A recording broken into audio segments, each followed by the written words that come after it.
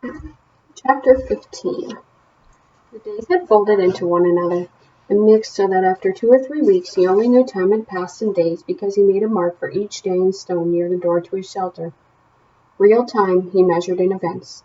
A day was nothing, not a thing to remember. It was just sun coming up, sun going down, some light in the middle. So question 17. Brian knew how many days he had been in the Canadian wilderness by what? What did Brian do to mark the days? But events were burned into his memory, and so he used them to remember time, to know and to remember what had happened, to keep a mental journal. There had been the first day of meat. That had been a day that started like the rest, up after the sun, clean the camp, and make sure there is enough wood for another night. But it was a long time of eating fish and looking for berries, and he craved more food, heavier, deeper food. He craved meat. He thought in the night now of meat, thought of his mother's cooking a roast, or dreamed of a turkey. And one night he awakened before he had to put wood on the fire, with his mouth making saliva and the taste of pork chops in his mouth. So real, and all a dream, but it left him intent on getting meat. He had been working farther and farther out for wood, sometimes now going nearly a quarter of a mile away from camp for wood. And he saw many small animals. Squirrels were everywhere, small red ones that chattered at him and seemed to swear and jumped from limb to limb. There were also many rabbits, large gray ones with a mix of reddish fur, smaller fast gray ones that he only saw at dawn. The larger ones sometimes sat until he was quite close, then bounded and jerked 2 or 3 steps before freezing again. He thought if he worked at it and practiced, he might hit one of the larger rabbits with an arrow or a spear. Never the small ones or the squirrels. They were too small and fast. Then there were the fool birds. They exasperated him to the point where they were close to driving him insane. The birds were everywhere, 5 and 6 in a flock, and their camouflage was so perfect that it was possible for Brian to sit and rest, leaning against a tree with one of them standing right in front of him in a willow clump 2 feet away, hidden, only to explode into deafening flight when Brian least expected it. He just couldn't see them, couldn't figure out how to locate them before they flew, because they stood so perfectly still and blended in so perfectly well. And what made it worse was that they were so dumb, or seemed to be so dumb, that it was almost insulting the way they kept hidden from him. Nor could he get used to the way they exploded up when they flew.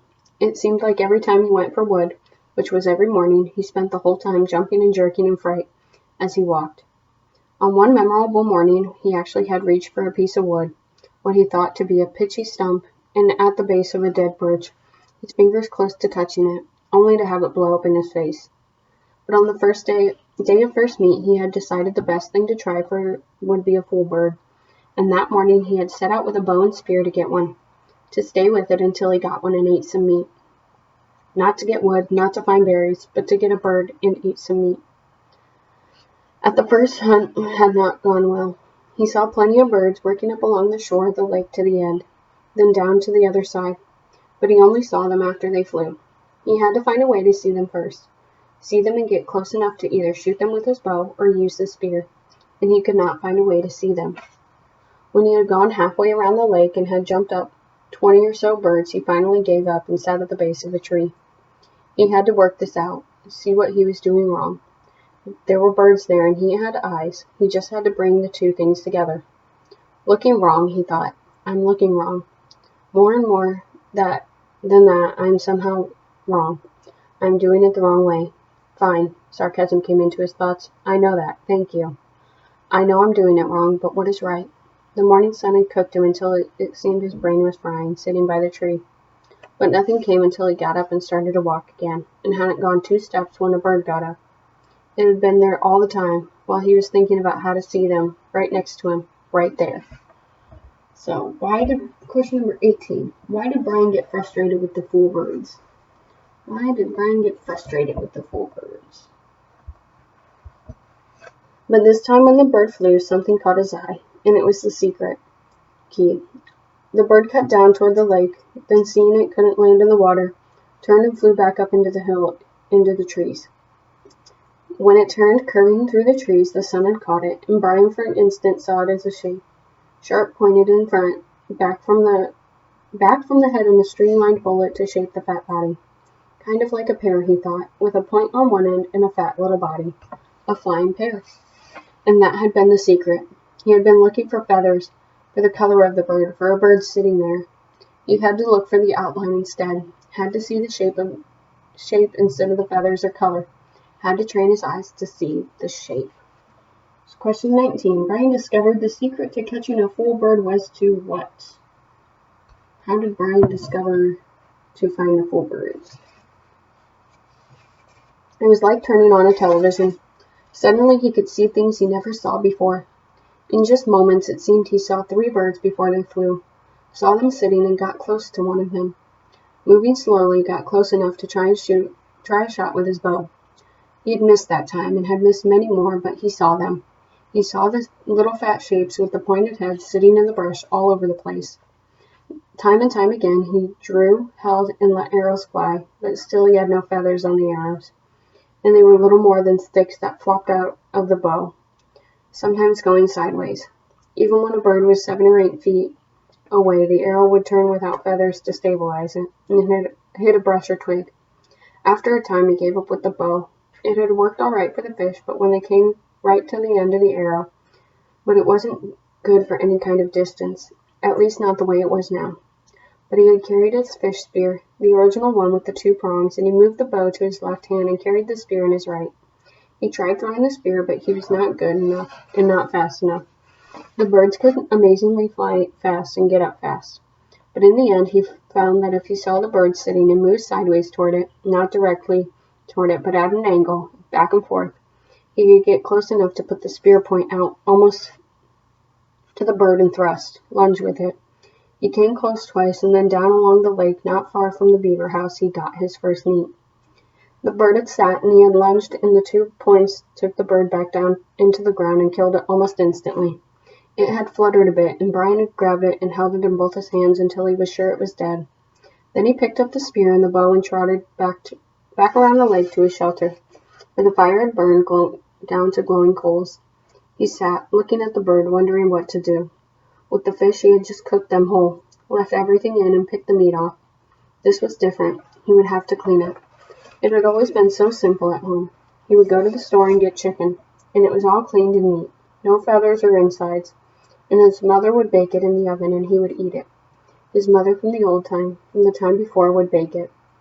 Now he had the bird, but he had never cleaned one, never taken the insides out or gotten rid of the feathers, and he didn't know where to start.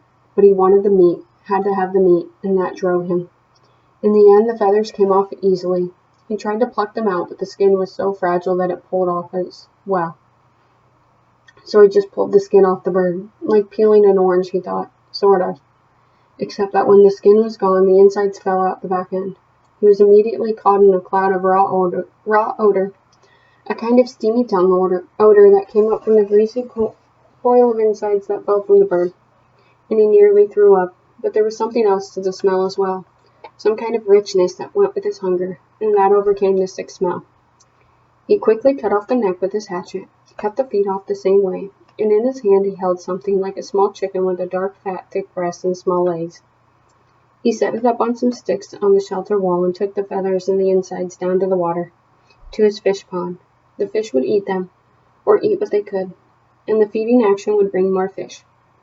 On second thought, he took out the wings and the tail feathers, which were stiff and long and pretty, banded and speckled in browns and grays and light reds. There might be some use for them, he thought, maybe work them onto the arrows somehow. The rest he threw into the water. He saw the small round. The fish began tearing at it, and washed his hands. Back at the shelter, the flies were on the meat, and he brushed them off. It was amazing how fast they came, but when he built up the fire and the smoke increased, the flies almost magically disappeared. He pushed a pointed stick through the bird and held it over the fire. The fire was too hot. The flames hit the fat, and the bird was almost ignited. He held it higher, but the heat was worse. And finally he moved it to the side a bit, and there it seemed to cook properly, except that it only cooked on one side and all the juice dripped off. He had to rotate it slowly, and that was hard to do with his hand, so he found a forked stick and stuck it in the sand to put his cooking stick in. He turned it, and in this way he found a proper method to cook the bird. In minutes the outside was cooked, and the odor that came up was almost the same as the odor when his mother baked chickens in the oven. And he didn't think he could stand it, but when he tried to pull a piece of the breast meat off, the meat was still raw inside. Patience, he thought. So much of this was patience, waiting and thinking and doing things right. So much of all of this, and so much of living was patience and thinking. He settled back and turned the bird slowly, letting the juices go back into the meat, and letting it cook and smell and cook, and there came a time when it didn't matter if the meat was done or not. It was black on the outside and hard and hot. He would eat it. He tore a piece from the breast, a sliver of meat, and put it in his mouth and chewed carefully. Chewed as slowly and carefully as he could to get all the taste, and he thought, never, never in all the food, all the hamburgers and malts, all the fries or meals at home, never in all the candy or pies or cakes, never in all the roasts or steaks or pizzas, never in all the submarine sandwiches, never, never, never had he tasted anything as fine as that first bite. First meat. So, finish the quote. Never, never, never had he tasted anything as fine as that what? So it's a direct quote from the story right there, that second to last sentence. So go ahead and answer that and submit your quiz, and I will see you all next time. Bye.